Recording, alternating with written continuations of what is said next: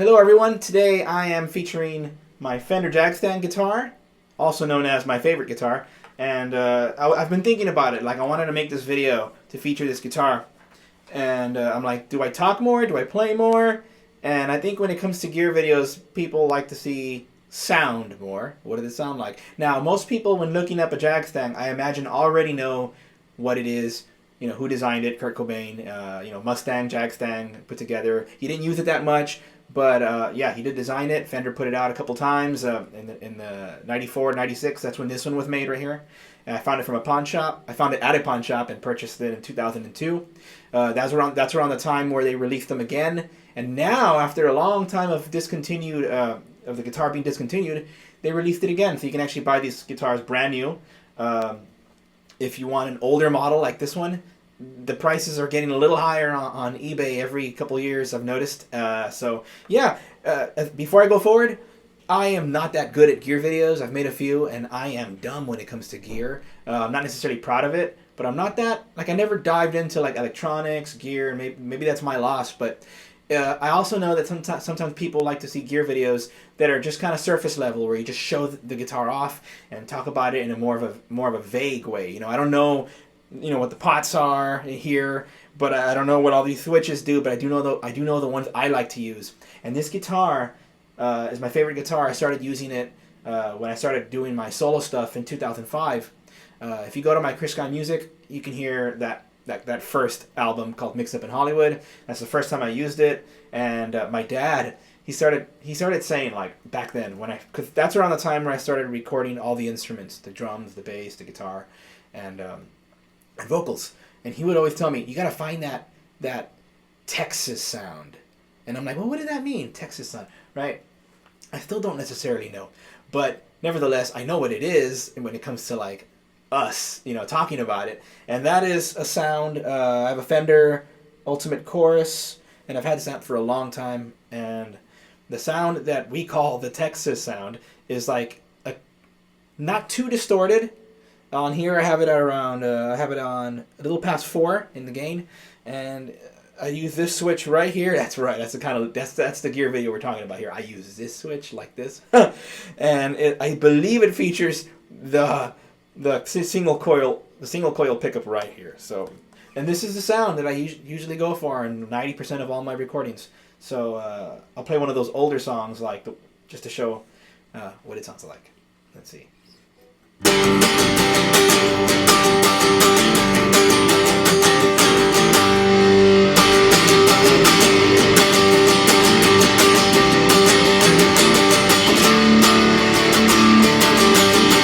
if I want to make it more explosive, I go humbucker.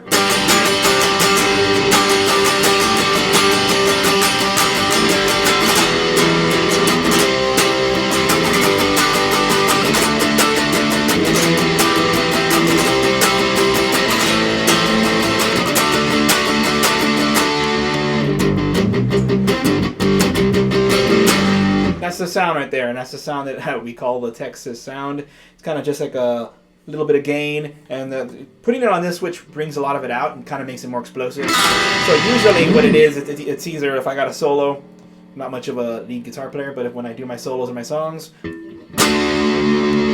here, it comes out a little bit more. In the beginning of that last song, The Young and I Felt Old is the name of that song. When I first started, I had the volume a little lower accidentally, but that's actually how it starts. So when I want a little bit more of a clean sound, I just lower the volume a little bit. Then it comes in. Although I'm usually having it right here on this switch. So either a solo will come in or a chorus, and that's when I punch it into.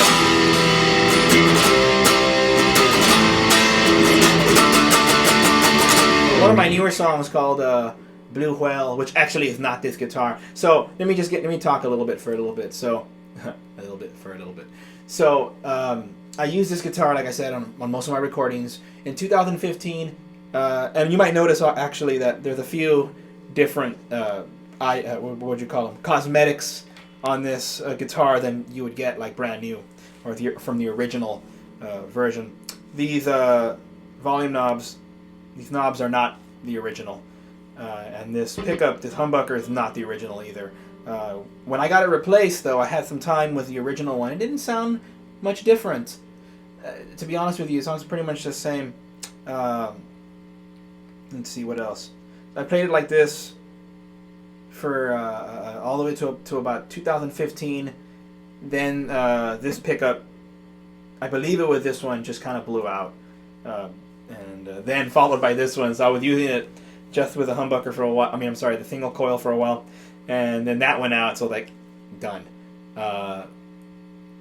And then I got, instead of fixing it, I got a Telecaster. who wants to take it to get fixed, right? So I got a Tele, I have an SG, Gibson SG, and a Sparkle Les Paul Epiphone. And I love all those guitars. But this one is the heart of my Chris Guy project. And so when I stopped using it, you know, I could have just taken it to get fixed, but typical me, I just kind of just left it there for a while. So there's a couple albums that I'm using my Tele, which I like those instruments, and it gave me time to try something else.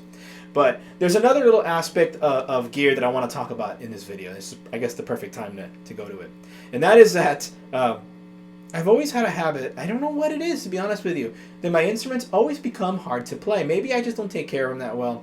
Maybe you know, I could take care of them better. I don't know, but for whatever reason, that tends to be the case. It doesn't matter if it's brand new or I take it to get fixed, and a couple months later, maybe that's just how it is. You got to keep taking it in. But what it's done is it's created this little style that I kind of embrace at this point. Now I want to tell you a story from back when I was in junior high. I played alto sax in my school band, and I couldn't play. I mean, I'm sorry, I could play my sax just fine, and it was a vintage saxophone, a vintage alto sax. And as the year was winding down, I believe my 7th grade year, my band director told me, you might want to take it to get fixed. I'm like, well, why? I'm playing it pretty good. He's like, you know what? Let me try to fix it first, and then maybe if I can't fix it, you can take it to somebody else. So he gets it, and the story goes like this. This is a true story. They let the high school students try. Some of the high school students should try to play my saxophone. And they said they couldn't play it.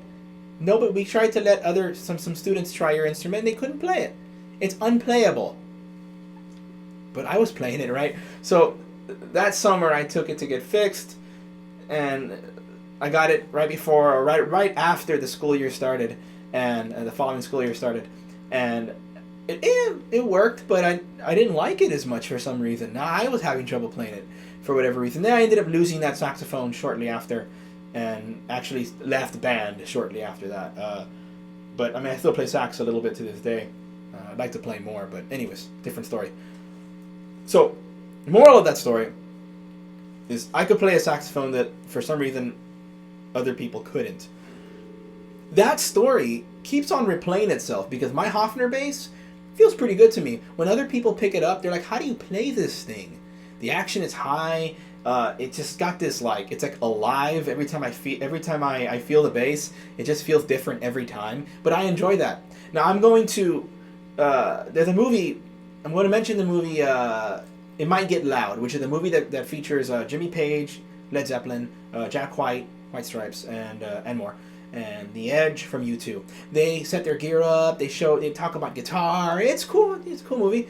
And there's a part where Jack White talks about how he likes to struggle with the guitar he plays. He shows some of the old blues music that he likes a lot, and how that kind of influenced him to be like that. Like he's you know Jack White. It's everything very, you know, I can't even do it. Everything is like, or you know, that real aggressive style of playing the guitar and single notes all over the place. I mean, he's fantastic at what he does, and he talked about that. Like he likes the strings to be high. He likes to be hard to play, and that's why he chose that guitar. Can't think of the name right now. What it is? The red one. There's a gold version of that guitar that I've had my eye on for years. I can't Air something. I can't think of the name. The White Stripes red guitar. That's why he chose it, because it was like a plastic guitar or whatever it's made out of. And I told you I'm gear challenged. But that's why he chose that. He had that guitar that has the microphone in, and he sings it. And when I heard that, I'm like, I do relate to that. I don't enjoy playing instruments that are hard to play, but it always seems to be like they end up getting there at some point. And then I'm like, well, yeah, that's just me. Like this guitar. So go forward a few years, like 5 years of playing my Tele and recording using my Tele for my albums and my music, and the SG as well. I took my Les Paul, my Les Paul Epiphone and my Jagstang Fender right around the time the pandemic started in 2020. Because I'm like, what else am I going to do? Just to take it in now. And if it takes forever, whatever, who cares? I don't even know what's going to happen. So I took them in, and the Les Paul felt great. Jagstang felt great. And of course, I started using my Jagstang, every day, and started using it in videos. But just a few months after I brought it home, I started noticing this. I don't know if you can hear it, but watch. You hear that fret buzz? Now, if the note was cut off completely, then I would have to adjust it, take it to get adjusted. It's not cut off completely. If you hear it with the volume up. And by the way, when I use my picks, I turn them upside down. I get the picks that have the grooves, like the little bumps right here. And I turn them upside down, and that's the way it creates just a little bit more like... You hear that? Sometimes I forget to turn it, but for the most part, that's how I use it. So, I kind of like the fret buzz. Now, if it gets too bad, obviously it needs to be fixed. But that's the kind of thing I'm talking about. When those things start to surface, instead of being like, oh, I gotta fix it, I got that little like Jack White style, like what he's talking about, where I'm just kind of like, well then that kind of gives it attitude, I don't know, but.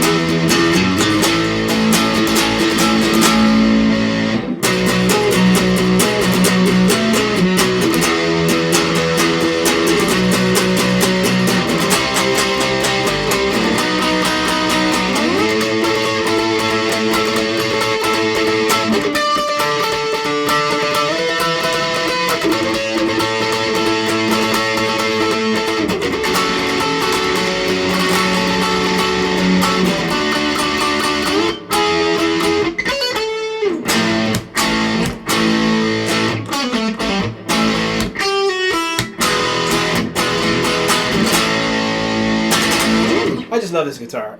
It makes me want to play guitar. It makes me play the guitar the way I probably should play the guitar. Like, it's my style of playing guitar. If I pick up my Les Paul, my SG, it can make me go somewhere else mentally. But for the most part, the way I like to play guitar that brings joy to me, it's with this guitar. You can emulate it somewhat, like with a Tele and some other guitars, but for the most part, this is where I want to be. And the tape, when I took it in 2015 to get fixed, they asked me, do you want to take the tape off? And I'm like, well, I'm not going to sell it, so no, because I like the way it looks. I like the way the tape looks. It just kind of added that one extra thing to make it kind of like my own, and I haven't named it yet. I just thought about that.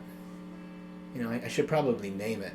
But anyway, so yeah, I just kind of wanted to talk about it a little bit, and how for some reason, I don't know what it is, my guitars always end up getting hard to play. Other people are like, how do you play this? Like, I don't know, it goes way back. this problem goes way back, but I kind of embrace it, and it's,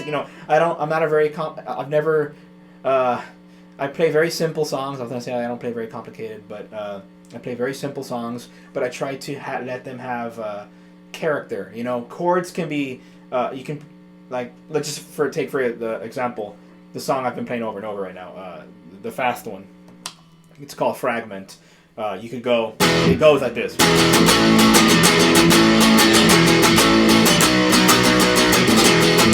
And, you could go.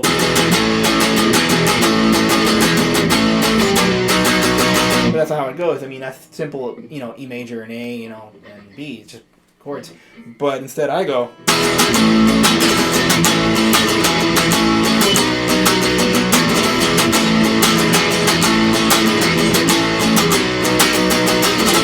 It got a little different feel when the chorus comes in.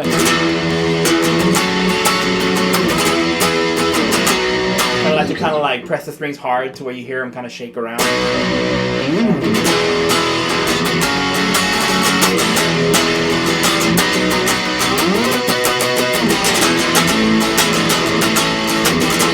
I'll end this video off by just playing a little bit more.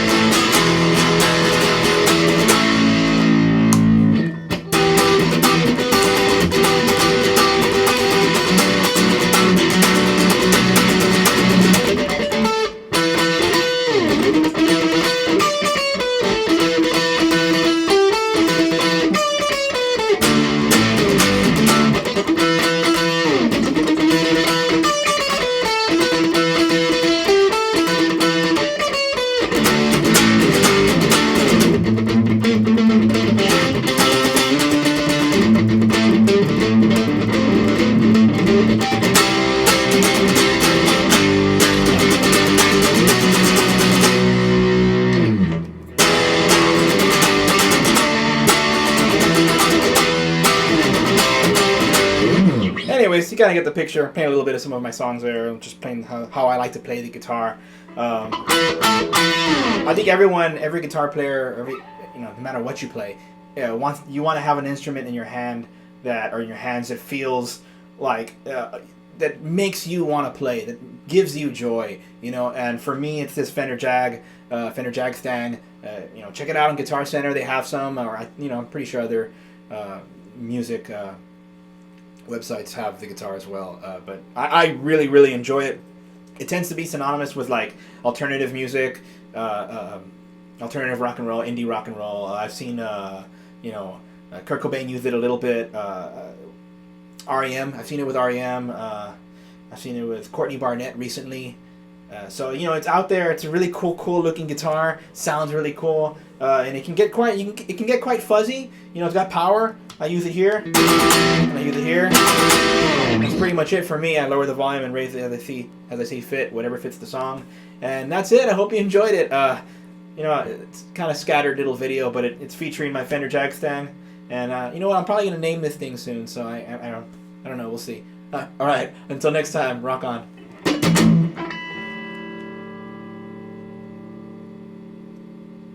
I gotta turn it off with my watch, so here we go. Bye!